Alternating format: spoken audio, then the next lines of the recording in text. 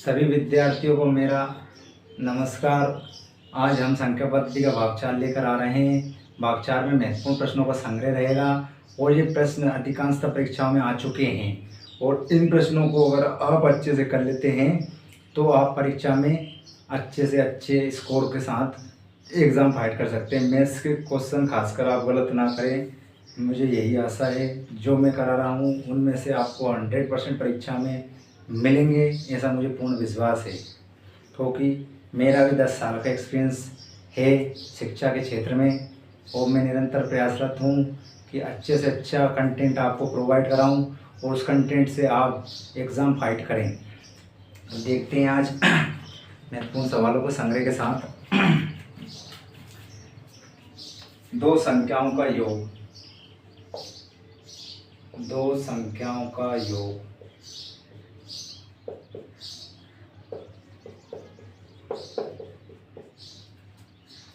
46 तथा उनका अंतर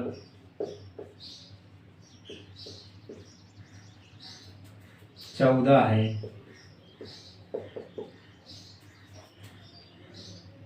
बड़ी संख्या ज्ञात कीजिए। बड़ी संख्या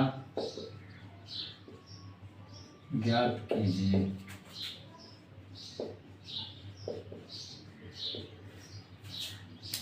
दो संख्याओं का योग क्या है? 46 है। उनका अंतर कितना है? 14 है। तो हम कर रहे हैं हल। माना कि बड़ी संख्या एक से है और छोटी संख्या बाय है। छोटी संख्या क्या मान लो? छोटी संख्या बाय है। दो संख्याओं का योग मतलब दो संख्या बड़ी और छोटी संख्याओं का योग कितना है? 46। x प्लस वाई बराबर कितना है? 46। और दो संख्याओं का उनका अंतर भी कितना है? 14। अब यहाँ पर क्या कर देंगे? योग कर देंगे। क्या कर देंगे? योग। क्या कर देंगे? योग। y से y कट गए तो एक प्लस का एक माइनस का। 2x बराबर 6 और 4 10, 4 5 और 1 6 60। x बराबर क्या आ गया? 60/2। 2 एकम 2, 2 3 6। x बराबर क्या आ गया? 30। ये आपका x का मान। अब यहाँ पर अपन ने बड़ी संख्या किसको माना था? x को माना था। तो बड़ी संख्या हमारे पास क्या आंसर आ गया? 30। क्या आ गया? 30। अगर इसमें छोटी संख्या का पूछ ले, अगर इसमें किसका पूछ ले? छोटी संख्या का अगर पूछ ले तो क्या करेंगे? तो छोटी संख्या के लिए अपन को x का जो वैल्यू है, इक्वेशन इसको फर्स्ट नाम दे दो, इसको इक्वेशन सेकेंड नाम दे दो। तो x का value putting the value of in equation first में रख देंगे। तो x का मान 30 प्लस y बराबर 46।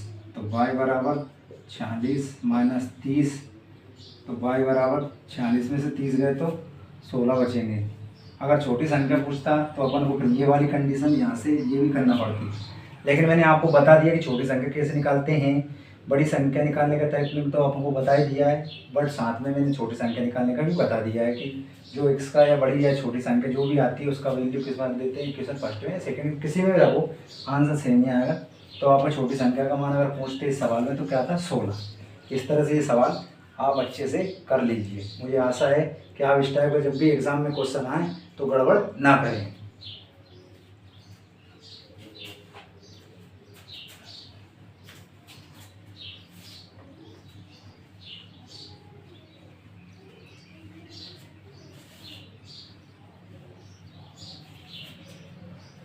नेक्स्ट क्वेश्चन है दो संख्याओं का योग, दो संख्याओं का योग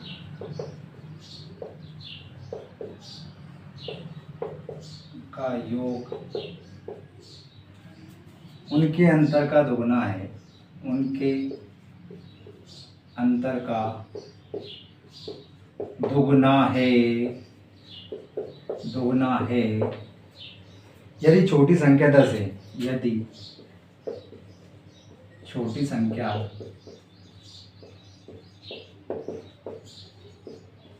10 है, 10 हो तो बड़ी संख्या ज्ञात कीजिए। तो बड़ी संख्या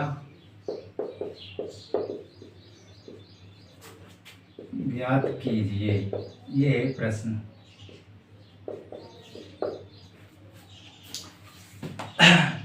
दो संख्याओं का योग उनके अंतर का दुगना है। तो पहले दो संख्या लिख लो, माना दो संख्याएं, माना। अब यहाँ पर अपन को छोटी संख्या दी है, क्या दी है? 10। माना बड़ी संख्या ए है। क्या है? अपन क्या मान ली? माना बड़ी संख्या ए है। तो अपने पास छोटी संख्या उन्होंने दी है, और छोटी संख्या का मान क्या दिया? 10। छोटी संख्या क्या दी है? छोटी संख्या बराबर 10। अब वो कह रहे हैं दो संख्याओं का योग उनके अंतर का दुगना है। दो संख्याओं का योग उनके अंतर का दुगना है। अब यहाँ पर अपने को बड़ी संख्या अपन ने ए माना, तो छोटी संख्या तो अपने पास 10 दे रखी है, तो बड़ी संख्या क्या हो जाएगी? ये ए। तो यहाँ पर उनके अंतर का दुगना है, दो संख्याओं का योग उनके अंतर का दुगना है। a + 10 बराबर a - 10। दो संख्याओं का योग उनके अंतर का दुगना है। अब यहाँ पर a + 10 बराबर 2a - 20 मल्टीप्लाई कर दिया अंदर कोष्टक के अंदर। तो 2a के तो 2a यहीं पर रहेंगे, यहाँ पर 20 इधर आ जाएंगे, तो 20 और 10 कितने हो जाएंगे? 20 और 10 30 हो जाएंगे, और ये उधर ये वाला जाके माइनस में हो जाएगा पक्षांतर होके। 20 और 10 कितने हुए? 30, और यहाँ पर कितना बचा? ए, और ए का मान कितना आ गया? 30। तो बड़ी संख्या का पूछा था हमने, बड़ी संख्या अपन से पूछा था, और हमने क्या कर दिया? इसका आंसर निकाल दिया।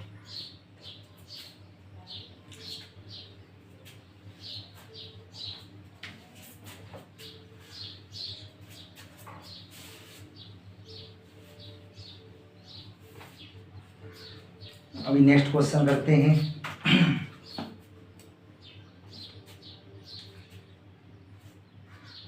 दो संख्याओं के वर्गों का योग, दो संख्याओं के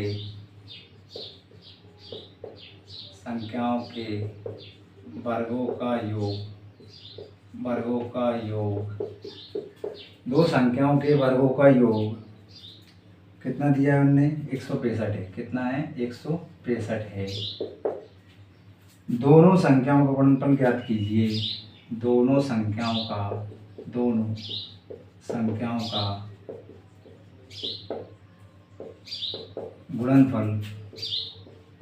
गुणनफल ज्ञात कीजिए।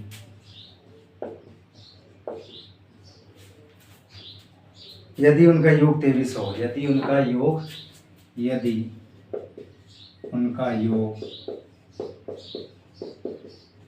23 हो। दो संख्याओं के वर्गों का योग 165 है। दो संख्याओं के वर्गों का योग, दो संख्याओं का पहले वर्ग और फिर उनका योग कितना है? 165 है। तो दो संख्या क्या हो जाएंगी? ए और बी। माना दो संख्याएं क्रमशः ए तथा बी हैं। तो दो संख्याओं के वर्ग, पहली संख्या उसका वर्गों का ये योग कितना है? 165। यदि उनका योग कितना हो? 23 हो। यदि उनका योग क्या हो? a + b का मान क्या है? 23 हो। तो दोनों संख्याओं का अपन को क्या करना है? गुणनफल फाइंड करना है अपने को। तो a + b का, अब हमारे पास एक कंडीशन लग रही है, यहाँ पर एक फॉर्मूला आपको मैंने जब स्टार्टिंग में सबसे पहले दिन आपको जब अपन ने सवाल करवाए थे तब आपको फॉर्मूला लिखवाए थे, और वो फॉर्मूला आपको याद हो गए होंगे अब तक। तो हम यहाँ पर दोनों पक्षों को कर देंगे वर्ग कर देंगे। क्या कर देंगे? दोनों पक्षों का वर्ग। दोनों पक्षों का वर्ग करने पर ये तो आपको लिख के बता रहा हूँ, पर लेकिन जैसे अपन एग्ज़ाम में करते तो इतना लिखने की जरूरत नहीं है, फटाफट पता लग जाता है क्या करना है। तो दोनों पक्षों का वर्ग कर देंगे।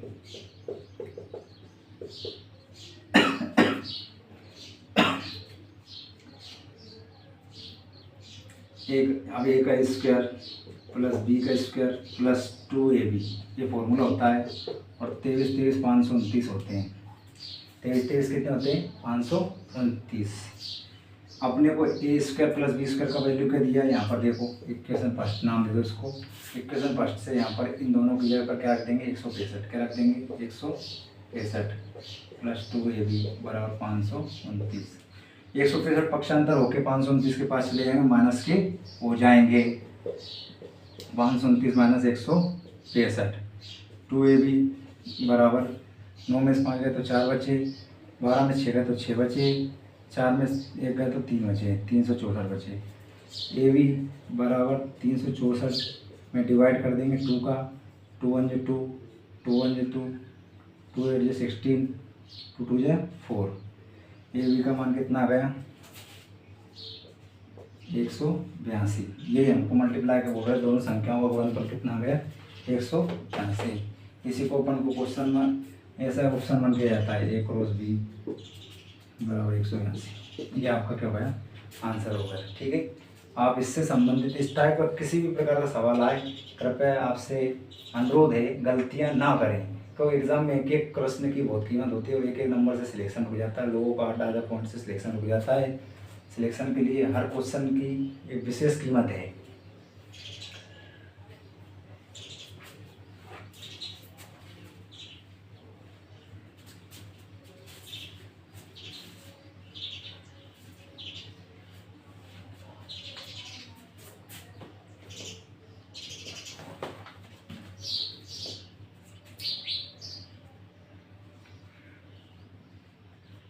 किसी धनात्मक संख्या में से धनात्मक संख्या में से 10 घटाने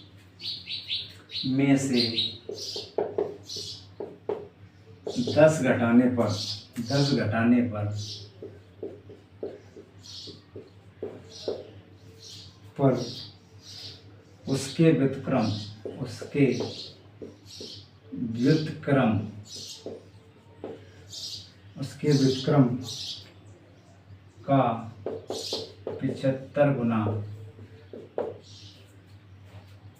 प्राप्त होता है।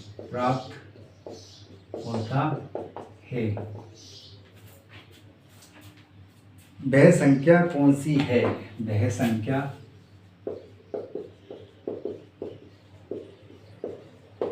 कौन सी है? किसी धनात्मक संख्या में से 10 घटाने पर उसके व्युत्क्रम का 75 गुना प्राप्त होता है, वह संख्या कौन सी होगी? ये प्रश्न में आपको दिया है। आप अब इसमें सबसे पहले तो ये ध्यान रखें कि पूछ क्या रहा है, किसी धनात्मक संख्या में से। अब वो धनात्मक संख्या कोई भी हो सकती है, तो यहाँ पर लिख ले माना वह धनात्मक संख्या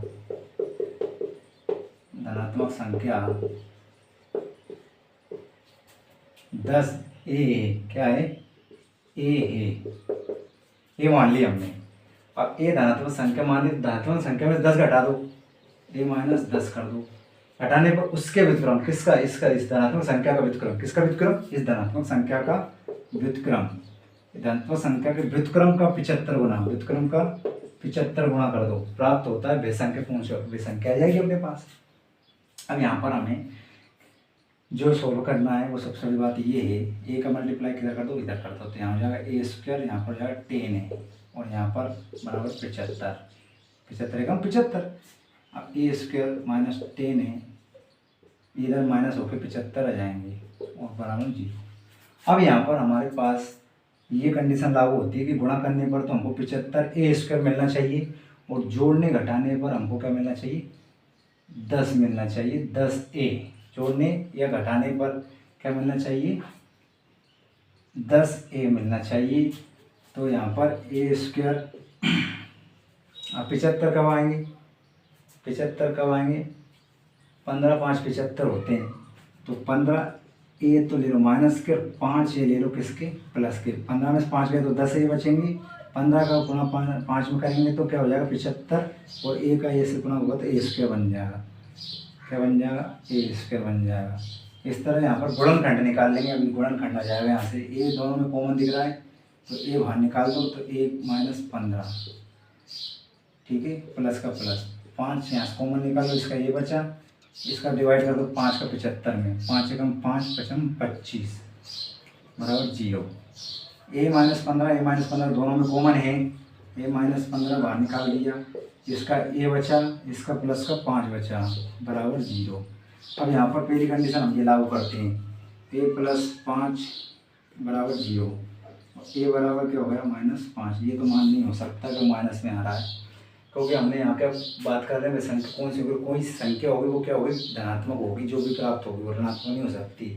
तो यहाँ पर हम दूसरा रूल्स लागू करते हैं, -15 बराबर 0, ए बराबर माइनस के 15 उधर जाकर किसके हो जाएंगे, प्लस के 15 हो जाएंगे, और ये हमारा क्या हो जाएगा, आंसर हो जाएगा। वे संख्या हमने क्या मानी थी, वह धनात्मक संख्या, हमने प्रश्न में कहा है वह धनात्मक, किसी धनात्मक संख्या में से 10 घटाने तो धनात्मक संख्या क्या प्राप्त होगा, वह संख्या प्राप्त होगी धनात्मक 15।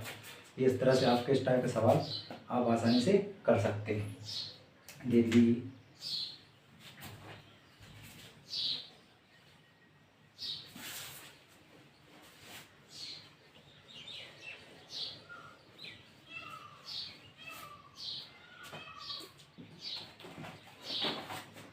नेक्स्ट क्वेश्चन देखें।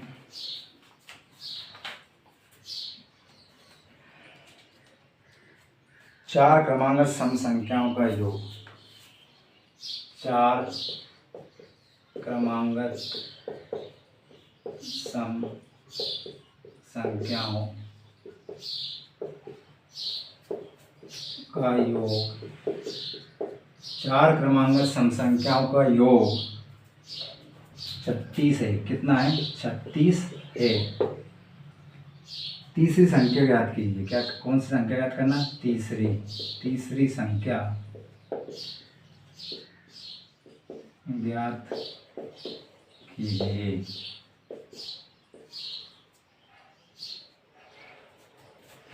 चार क्रमांक सम संख्याओं का योग कितना है, 36 से तीसरी संख्या ज्ञात कीजिए।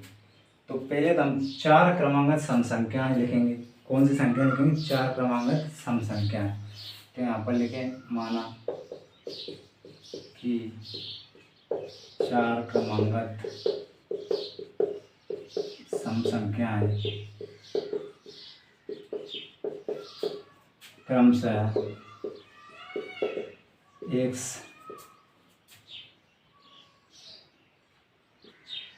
x plus 2, x plus 4, x plus 6 ये हैं।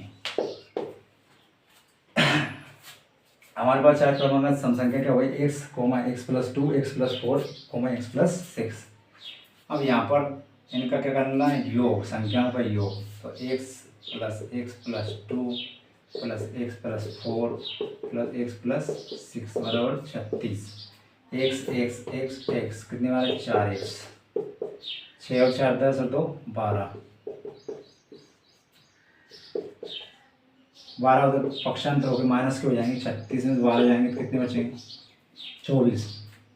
कितने बचेंगे, 24 में 4 का डिवाइड कर देंगे तो 24 में 4 का डिवाइड कर देंगे, 4 6 24। x का वैल्यू क्या आ गया, 6। अभी कोई संख्या नहीं है, ये पूछ क्या रहे हैं, 4 क्रमांक संख्याओं का योग 36 से तीसरी संख्या ज्ञात करिए। तो पहली संख्या ये, दूसरी ये, तीसरी है, हमें ये तीसरी संख्या ज्ञात करना। तो तीसरी संख्या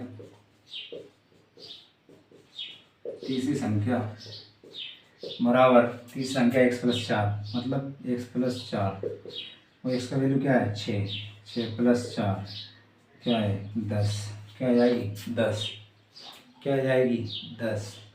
तो 6 के बाद क्या होगा, ये वाली 8, ये 10, ये 12। अगर आपसे पहली संख्या पूछ लेता 6 होता है x का मान, पहली संख्या 6, दूसरी संख्या अगर पूछ लेते तो क्या होता, 8, तीसरी संख्या पूछा तो क्या हो गया, 10, चौथी संख्या पूछते तो 12 हो जाता है। इस तरह के सवाल आपके एग्जाम में कई बार आ चुके, आते ही हैं। अभी आप वर्तमान में जितने भी पेपर हो रहे हैं इस महीने में, नेक्स्ट सितंबर मंथ में, या आगे भी जो भी एग्ज़ाम आएंगे उनमें इस टाइप के सवाल 100% मिलते हैं, चाहे आप किसी भी स्टूडेंट से पूछ लेना।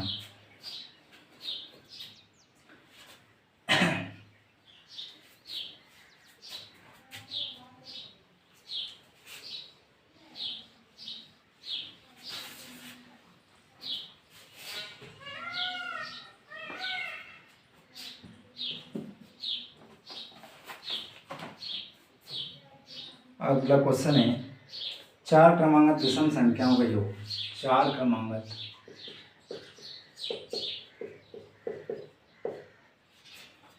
विषम संख्याओं का योग।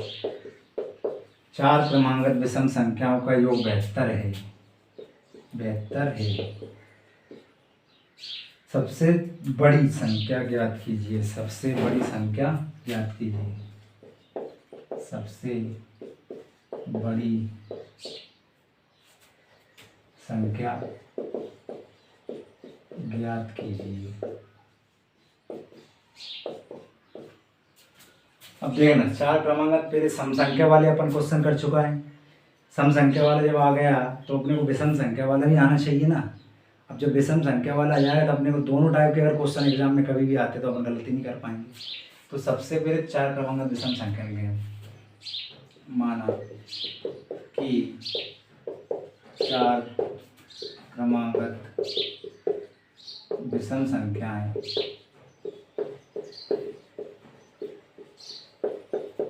क्रमशः x+1, x+3, x+5, x+7 हैं। माना कि 4 क्रमांगत विषम संख्या x+1, x+3, x+5, x+7 है। अब इन चारों का योग क्या है? 72 है। क्या है? 72 है। x+1 plus x+3 plus x+5 plus x+7 बराबर 72। x कितने हुए? 4x प्लस 7 5 12 12 3 15 15 और 1 16 बराबर 72। 7 5 12 12 3 15 15 और 1 16। ठीक। 4x बराबर 72 माइनस 16। 4x बराबर 12 में 6 बचे, 6 में से गए तो 5 बचे। x बराबर 56 में 4 का डिवाइड कर देंगे। 4 एकम 4, 4 एकम 4, 4 चौके 16। x की वैल्यू क्या होगी? 14। अब वो पूछ किसका रहे हैं? सबसे बड़ी संख्या ज्ञात कीजिए। सबसे बड़ी कौन सी है? x+7। क्या है सबसे बड़ी संख्या? सबसे बड़ी संख्या 7। x+7। x का मान कितना है? 14 प्लस 7 क्या आ गया? 21। और यही आपका क्या है? आंसर। अगर इसमें सबसे छोटी पूछ लेता तो x+1 मतलब 14 और 1 15 15 हो जाता। सबसे छोटी संख्या पूछता तो इस तरह से क्या कर सकते हैं? सवालों के आंसर हम आसानी से कर सकते हैं। अब इसमें कितना पूछ सकते हैं? 4 क्रमांगत की जगह 5 6 7 8 9 10 कितनी पूछ ले आप आसानी से कर सकते हैं। ऐसे सम संख्या में पूछ सकते हैं। 5 6 7 8 9 10 कितनी पूछ सकते हैं?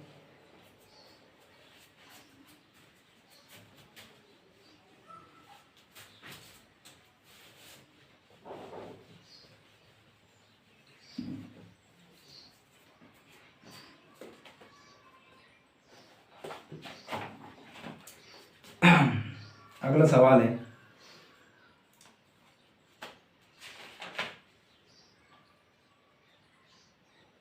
तीन क्रमांगत सम संख्याओं का योग 24 है। 3 क्रमांगत सम संख्याओं का योग 24 है। कितना है? 24 है। ठीक बीच वाली सम संख्या क्या होगी? ठीक बीच वाली सम संख्या क्या होगी? अब इस सवाल को करने की दो टेक्निक, एक तो जैसे अभी सवाल किए थे उस टाइप से डिटेल में कर सकते हैं। एक है शॉर्ट ट्रिक। जब भी 3 क्रमांगत सम संख्याओं की पूछे और उनका योग 24 है तो आपको पता है क्रमांगत संख्या कितनी पूछा है हमने, 3। कितनी पूछी है, 3 क्रमांगत। तो कुछ नहीं करना, बीच वाली अगर शब्द जाए, बीच वाली सम संख्या अगर शब्द जाए तो हमें बिना देर किए सिर्फ और सिर्फ 3 क्रमांगत सम संख्याओं के कितना है, 24। और कितनी संख्या की कहा था हमने, 3 की, तो 3 की क्या कर देंगे, डिवाइड। तो बीच वाली संख्या जाएगी, क्या जाएगी, 3 8 24। बीच वाली संख्या क्या आ गई, 8 आ गई। क्या आ गई, 8।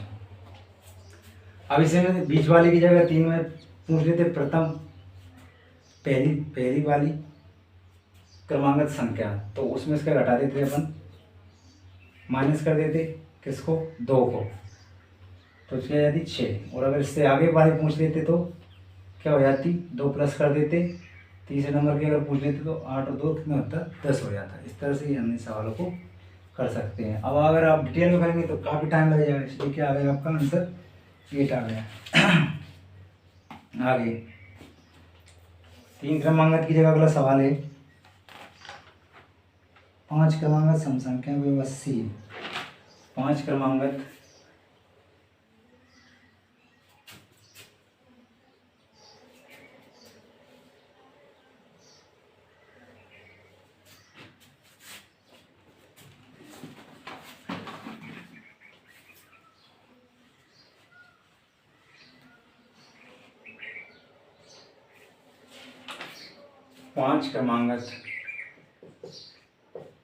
सम संख्याओं का योग 80 है। सबसे छोटी सम संख्या ज्ञात कीजिए। सबसे छोटी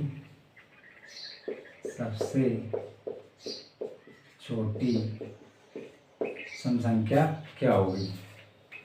तो आपको पता है 5 क्रमांगत सम संख्याओं का योग 80 है। सबसे छोटी सम संख्या क्या होगी। अभी मैंने आपको बताया था कि बीच वाली कैसे निकालते हैं। बीच वाली सम संख्या मैंने कहा जितने की पूछते उतने का डिवाइड कर देते हैं। जैसे 5 का पूछा था, फिर 3 का पूछा था, 3 का डिवाइड किया था उस संख्या में। अब यहाँ 5 का पूछिए तो 5 का डिवाइड कर देंगे। 5 एकम 5, 5 अगर 30, क्या आ गई बीच वाली संख्या 16। अब वो पूछे सबसे छोटी सम संख्या क्या होगी। तो सबसे छोटी सम संख्या, तो सबसे छोटी सम संख्या याद करने के लिए हमें क्या करना पड़ेगी, 16 में से 2 बार घटा देंगे। ये फॉर्मूला है। जब भी 5 क्रमांक संख्या आए और सबसे छोटी पूछे तो दो को कितनी बार माइनस करना, 2 बार। और अगर सबसे बड़ी पूछते तो दो को क्या कर देते, जोड़ देते। तो क्या जाएगा, 16 में से 4 गए तो 12 बचेंगे। तो सबसे छोटी सम संख्या क्या जाएगी, 12 जाएगी। क्या जाएगी, 12 जाएगी। क्या जाएगी, 12। इसी में अगर ये सबसे बड़ी पूछ लेता, इसी में देख लो, सबसे बड़ी सम संख्या 16 माइनस किया +2 हो जाएंगे। 16 4 20। तो सबसे बड़ी सम संख्या क्या जाती है, 20। इस तरह से हम सबसे छोटी सबसे बड़ी संख्या क्या कर सकते हैं। क्रमांगत संख्याओं के बारे में अगर बात कर रहे हैं तो चाहे वो क्रमांगत 3 संख्याएं हो, क्रमांगत 5 संख्याएं हो, क्रमांगत 7 सम संख्याएं हो, इस तरह के शब्द का यूज हो तब हमको इस टेक्निक को विशेष तौर पर ध्यान रखना है। बहुत कारगर सिद्ध होगी। एग्जाम में मात्र आप पे 1 मिनट ही लगेगा आंसर आने में। और वैसे आप डिटेल में करो, लिखो आप सम संख्याएं x+2 x+4 x+6 x+8 और फिर उनका योग करो, टोटल 80 है, फिर उनमें डिवाइड करो, फिर उसको जिसका पूछे उसका निकालो। कितना टाइम लग जाएगा।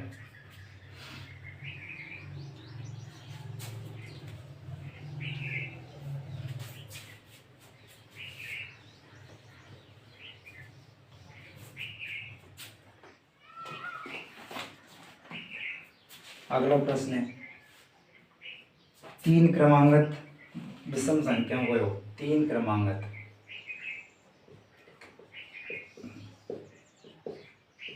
विषम संख्याओं का योग। विषम संख्याओं का योग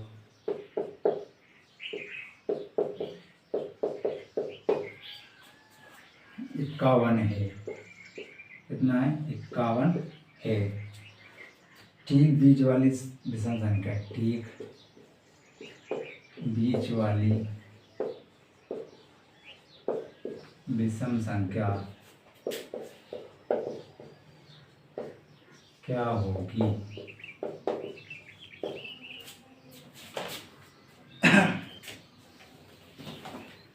अब देखना यहाँ पर जैसे वहाँ पर सम संख्याओं का पूछा था, 3 क्रमांक सम था, वहाँ पर यहाँ पे सम शब्द आ गया।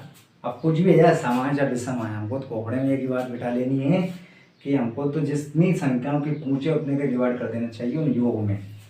तो यहाँ पर बीच वाली संख्या जाएगी, क्या जाएगी, बीच वाली संख्या, बीच वाली संख्या।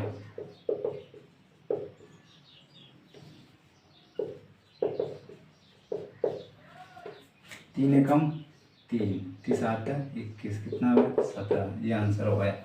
अगर अब इससे सबसे छोटी पूछते तो हम क्या कर देते, वही 2 - 2 कर देते 2 बार, -2 -2। और अगर बड़ी वाली पूछते तो +2 हमको कर लेना चाहिए था। ठीक है, अभी बताता हूँ आपको।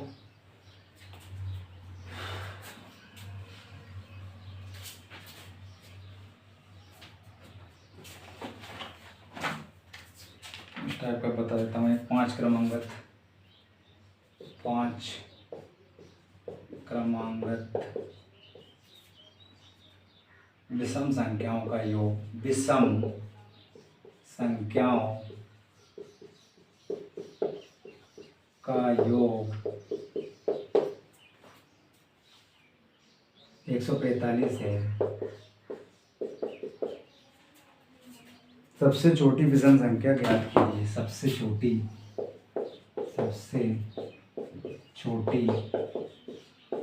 विषम संख्या ज्ञात कीजिए।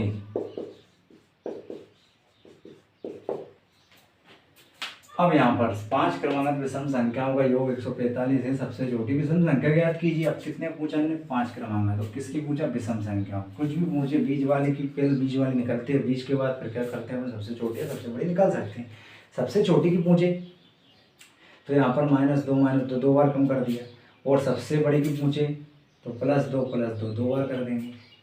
ठीक है, पर लेकिन 5 क्रमांक तो इसलिए -2 2 बार आएगा। अगर 3 क्रमांक होती -2 एक ही बार कम होता, और एक ही बार अगर बड़ी संख्या पूछता तो जुड़ता। तो यहाँ पर बीच वाली सम संख्या 145 में किसका डिवाइड कर दो, 5 का। 5 एकम 5, 5 दूनी 10, 5 9 45, कितना आ गया 29। कभी यहाँ 145 थे, 5 से डिवाइड करा, 5 दूनी 10, 4 बचे 45 हो गए, 5 9 45, 29 हो गए। अब यहाँ पर 29 आ गई अपने बीच वाली संख्या। अब सबसे छोटी कह रहे हैं, तो सबसे छोटी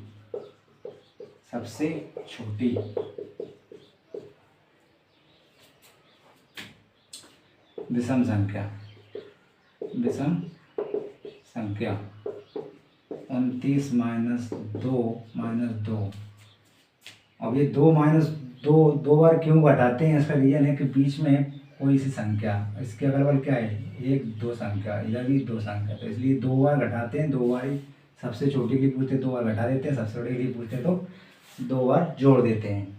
तो ये बीच वाली संख्या जब आ जाती है तो उससे हम क्या कर सकते हैं, सबसे छोटी सबसे बड़ी का पता लगा लेते हैं। 29 में से 4 गए तो 25 बचे, तो सबसे छोटी क्या आ गई इसमें, विषम संख्या 25। अगर इसमें सबसे बड़ी की पूछ लेता, ये आंसर तो अपना आ गया जिसमें सवाल में भी बात कर रहे हैं उसके अकॉर्डिंग। अब ये अगर इसमें, अगर इसी सवाल में अगर यूँ मान लेते हैं, पूछ लेते सबसे बड़ी विषम संख्या, तो सबसे बड़ी विषम संख्या क्या होती है, 29 + 2 + 2, 29 और 2 31, 31 2 33, क्या हो जाती, 33 हो जाती, क्या हो जाती 33। इस तरह से इस तरह के सवाल जब भी आए तो मेरा अनुरोध है आप गड़बड़ ना करें, क्योंकि एक मैंने बताया कि एक प्रश्न की बेहतर से बेहतर कीमत है। आप उसका आकलन जब कर पाओगे तब, जब एग्ज़ाम फाइट हो जाए तब।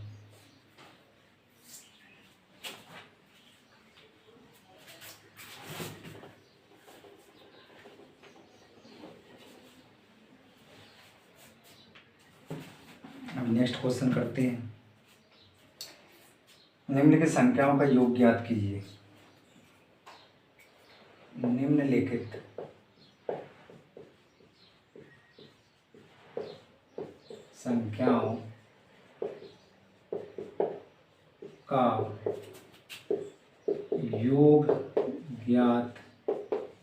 कीजिए। हमने दिया है 1, 2, 3, 4, 5, 6 और यहाँ पर दे दिया 60। अब यहाँ पर हमको एक श्रेणी दिखाई दे रही है, श्रेणीवार के रूप में दिख रहे हैं हमको, ये क्रमांगत श्रेणी के रूप में क्रमांगत संख्याएं हैं। तो हमको यहाँ पर एक फॉर्मूले से संबंधित कुछ नियम याद आ रहे होंगे आपको। समांतर श्रेणी टाइप की समांतर श्रेणी होती है। समांतर श्रेणी की तरह अगर दे दिए जाएँ तो फिर हमको यहाँ पर प्रथम पद, अंतिम पद और सर्वांतर और इन पद का मान ज्ञात करना होता है। और वो कह रहे हैं निम्नलिखित संख्याओं का योग ज्ञात करना। क्या करने बोल रहे हैं, ये शब्द पे से ध्यान देना आपने को, योग ज्ञात करना। तो योग ज्ञात करने से पहले हमें n का पद चाहिए, और जब हमारे पास n का पद होगा तभी हम क्या कर पाएंगे, योग ज्ञात कर पाएंगे। तो सबसे पहले तो प्रथम पद कौन सा होगा, प्रथम पद इसको बोलते हैं a बराबर 1। और अगला है अंतिम पद, कौन सा, अंतिम पद जिसको बोलते हैं tn या l भी बोल देते हैं, इसका मान है 60। ठीक है, अंतिम पद ये है ना, 60 ही है। प्रथम पद क्या है 1, और सर्वांतर क्या होता है, दो संख्याओं के बीच का अंतर पूरी श्रेणी में एक जैसा ही आएगा, डिफरेंस बिल्कुल नहीं रहेगा। जैसे घटाने पर यहाँ पर 2 में से 1 गया तो 1 बचा, तो जैसे 3 में 2 है तो 1 बचेगा, तो 1 1 1 ही बचेगा लास्ट तक है 60 तक ही। तो यह सर्वांतर d बराबर, इसको d से इंडिकेट करते हैं 2 - 1 बराबर 1। सर्वांतर हमारा क्या है 1। अब कहीं पर भी आप लागू करके देख लो, सोचिए 6 में से 5 है तो ये बचा, 5 में 4 है तो ये बचा, 4 में 3 है तो ये बचा, 3 में 2 है तो ये बचा, ऐसे 60 में से हम चले जाएंगे तो ये बचेगा। इसलिए सर्वांतर क्या करेगी, अब हमें फॉर्मूला याद है tn मतलब अंतिम पद, tn बराबर a plus n minus 1 into D. ये n पद के लिए है ये सूत्र। तो अगर वो इस सवाल में n पद नहीं दिया होता तो n पद अपन ज्ञात कर देते, वो लिखते 1, 2, 3, 4, 5, 6 डॉट डॉट डॉट डॉट दे देते और कह देते n का मान ये है, तब अपन n पद निकालते तब इस फॉर्मूले का यूज करते। लेकिन यहाँ n पद दिया, इससे n का मान आ जाएगा। तो tn का मान क्या दिया 60 मतलब अंतिम पद। a का मान क्या है 1, अपन ने लिख रखा है यहाँ 1 प्लस n माइनस 1 और d का मान क्या है 1। अब ये 1 पक्षांतर होकर इधर आ जाएंगे, 60 में से 1 है तो 59 बच जाएंगे। n माइनस 1 में 1 का गुणा होगा तो n माइनस 1 ही आ जाएगा। 60 में से 1 है तो 59 बचे, n माइनस 1 ये 1 इधर आ जाएगा, 59 में जुड़ जाएगा तो क्या हो जाएंगे 60 ही हो जाएंगे। और हमें यहाँ पर n का मान 60 ही प्राप्त हुआ। क्या प्राप्त हुआ 60। अब हमारा अगर n का मान पूछने के कह रहे थे तो n का मान 60 आया था, यहाँ आंसर रोक देते, लेकिन उन्होंने क्या बोला योग, निम्नलिखित संख्या पर योग। तो योग का फॉर्मूला है योग Sn बराबर a plus l by 2 into n। प्रथम पद प्लस अंतिम पद का डिवाइड कर देंगे 2 से गुणा n। ये फॉर्मूला आपको याद रखना ही पड़ेगा। तो यहाँ पर a का मान तो क्या दिया है अपने को 1, और tn या l का मान क्या दिया है 60। क्या दिया है 60/2 गुणा n का मान कितना है अपने पास 60। 60 हो गए, कितने हुए 61, 2 पे डिवाइड कर 2 कम 2 2 3 6, 30 बार कट गया। कितनी बार कट गया 30 बार। 30 का मल्टीप्लाई 61 में कर लो, 3 कम 3 3 18, 1830 क्या गए, इस श्रृंखला के संख्याओं का योग आ गया 1830। तो इस तरह से हम क्या कर सकते हैं, सवालों को सोल्व कर सकते हैं। अगला देखें,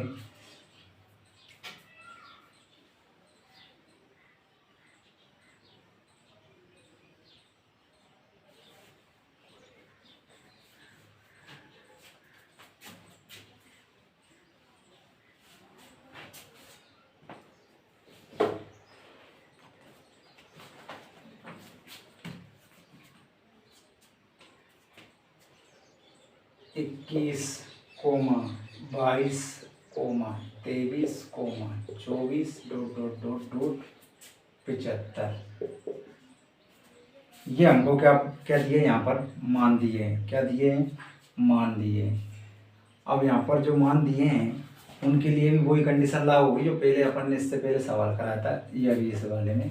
तो प्रथम पद क्या हो जाएगा यहाँ पर 21, अंतिम पद क्या दिया गया है TN या एल बराबर 75, डी सर्वांतर का जाएगा 22 में से 21 गए तो कितना बचेगा एक बचेगा, कितना बचेगा एक बचेगा, कितना बचेगा एक बचेगा। जैसे 24 में 23 गए तो एक बचा, 23 में 22 गए तो एक बचा, ऐसे 75 में से 74 गए तो एक बचेगा। अब TN का मान कितना दिया मतलब यह एल तो इसकी जरूरत दो दो देखो दो फॉर्मूले हैं दोनों में इसमें तो फॉर्मूले में TN के रूप में शो कर रहे हैं, इसमें एल के रूप में शो करते हैं अंतिम पद को। आपको कन्फ्यूजन नहीं होना है, दोनों तरीके से इंडिकेट करते हैं। मैथ्स में किसी भी मैथ्स में देखे ना आप 11th-12th के में या कंपटीशन एग्जाम के मैथ्स में इस टाइप से दिया रहता है। कहीं कहीं यूज इसका TN इस वाले फॉर्मूले में TN के रूप में लिखते हैं क्योंकि इनका पद बताना रहता है तब इस तरह से लगता है, योग निकालना रहता है तब इस तरह से उसमें ले देते हैं। तो TN बराबर कितना हो जाएगा TN का मान 75 बराबर 21 प्लस n-1। अपने पास n का मान नहीं है, n का मान तो ज्ञात करेंगे जिसके बाद ये n आएगा और d का मान सर्वांतर का मान 1। 75 में से 21 इधर माइनस हो जाएंगे पक्षांतर हो गए, n-1 का मल्टीप्लाई n1 में करेंगे तो ये आ जाएगा 4 बचे, साथ में 2 है तो 5 बचे, 54 आ गए। ये एक इधर आ गए प्लस के हो जाएंगे, n का मान क्या हो जाएगा 55, क्या हो जाएगा 55, क्या हो जाएगा 55, n का मान क्या आ गया 55। अब SN निकाल लो, SN बराबर प्रथम पद क्या है अपने पास 21, अंतिम पद क्या है 75, कितना है 75 बटे 2 गुणा n का मान कितना है 55, 5 और 1 6, 7 और 2 9 बटे 2 गुणा 55, 2 कम 2 2 चौके 8 2 8 16, क्या बचा अपने पास 48 गुणा 55, 48 गुणा 55 बचे इनका मल्टीप्लाई कर लेंगे इधर साइड में, हम इसको साइड में करने में बढ़िया रहता है। 55 40 4 हासिल 5 चौका 20 और 4 24, ये कंडीशन इधर बनेगी, इनको जोड़ देंगे 0 का 0 4 का 4 6 का 6 2 का 2, इस तरह संख्याओं का योग आ जाएगा। इस टाइप का कभी भी क्वेश्चन आए आप गड़बड़ ना करें, मेरा यही अनुरोध है आप लोगों से। इसी क्लास को आज यहीं पर विराम देते हैं।